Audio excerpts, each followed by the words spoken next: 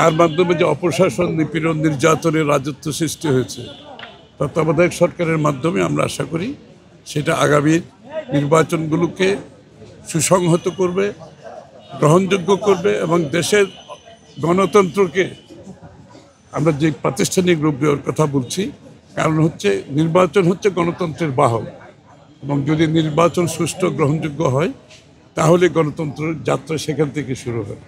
এবং আশা করছি বিশেষ করে এমন একটি সময় আমরা একটা নির্বাচনের এখন সম্মুখীন, এই নির্বাচনকে সামনে রেখে যদিও বা এই নির্বাচনের জন্য সেটা প্রযোজ্য নয়, তবে এটা একটা সিগন্যাল যে আগামীর অন্তত দিনগুলোতে নির্বাচনগুলো সুষ্ঠু হবে, গ্রহণযোগ্য হবে, বাংলাদেশের মানুষ তাদের ভোটাধিকার প্রয়োগ করতে পারবে, তাদের প্রতিনিধি নির্বাচিত করতে পারবে, তাদের নির্বাচিত সরকার দেখবে যে নির্বাচিত সরকারের অনুপস্থিতিতে বসুন্ধরা ডায়াপেন্ট এখন আরো উন্নত। এই hot air through top sheet দ্রুত শোষণ করে সোনামণিকে দেয় কোমল অনুভূতি। দেশ কি কোন জায়গায় যেতে পারে, কত বেশি ক্ষতিগ্রস্ত হতে পারে সেটা বিগত দিনেও দেখেছি। এখন বর্তমানে একটা অনির্বাচিত সরকার আছে, যদিও বা তারা ওই বিগত স্বৈরাচারের সাথে আমি তুলনা করছি না, বাট অনির্বাচিত সরকার জনগণের ম্যান্ডেট ছাড়া আসলে জনগণের জন্য, জনগণের শক্তি নিয়ে, জনগণের ওই কী বলে জনগণের ম্যান্ডেট নিয়ে যে কাজগুলো করা যত সহজ হয় সেটা কোনো অনির্বাচিত সরকারের পক্ষে সম্ভব নয়। সুতরাং বাংলাদেশের মানুষ একটা নির্বাচিত সরকারের অপেক্ষায় আছে, যেই সরকার তাদের দ্বারা নির্বাচিত হবে, যেই সংসদ তাদের দ্বারা নির্বাচিত হবে এবং যারা তাদের কাছে দায়বদ্ধ থাকবে, জবাব দিয়ে থাকবে। সবচেয়ে বড় কথাটা হচ্ছে এই জায়গায় যে বিগত দিনে সেটা অনুপস্থিত, আজকেও সেটা অনুপস্থিত।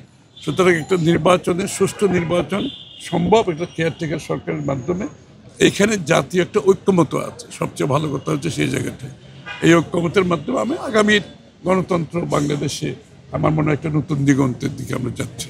কিন্তু বাংলাদেশে যতবার তত্ত্বাবধায়ক সরকার হয়েছে, নানান সময় তত্ত্বাবধায়ক সরকারের প্রধান কে হবে, নানান এগুলো নিয়ে রাজনীতিতে বা নির্বাচনকে অনিশ্চয়তার ফেলে দেওয়া হয়েছে। আওয়ামী লীগ যেটা বলতো সারাক্ষণই, আর বিএনপি সেই জায়গা থেকে তত্ত্বাবধায়ক সরকার যেটা হচ্ছে, এই তত্ত্বাবধায়ক সরকার প্রধান কে হবে, তার ক্যাটাগরি কী হবে, এটা কিন্তু নানান ধরনের ভিন্নমত রয়েছে। খানিকটা অনিশ্চয়তা রয়েছে কিনা? ভিন্নমত তো থাকবেই।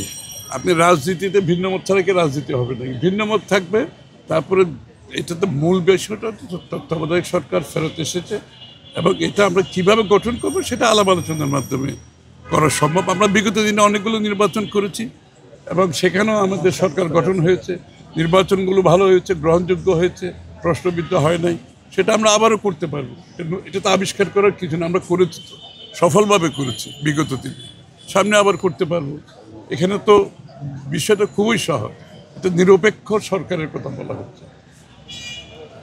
অনির্বাচিত একটা নিরপেক্ষ সরকার যেটা তত্ত্বাবধায়ক সরকার দায়িত্ব পালন করে, এটার কিন্তু চরিত্র, এটার গঠন, চরিত্র, এটার কার্যক্রম সব কিছু কিন্তু বিধিবদ্ধ আছে।